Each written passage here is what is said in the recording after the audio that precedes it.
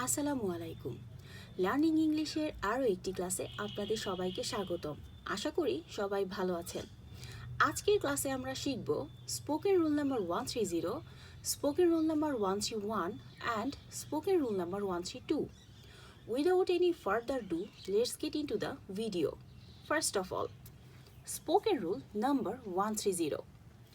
আমি এখনো, I am still.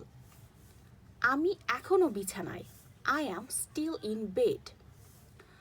আমি এখনো চিন্তিত, I am still worried. আমি এখনো অফিসে, I am still in the office.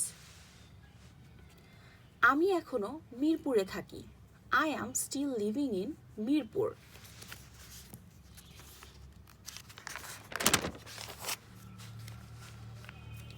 Spoken rule number 131.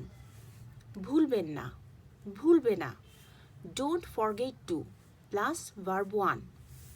দরজা লক করতে ভুলবেন না, don't forget to lock the door.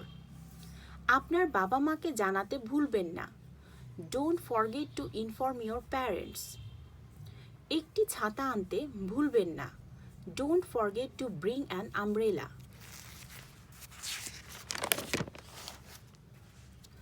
Spoken rule number 132.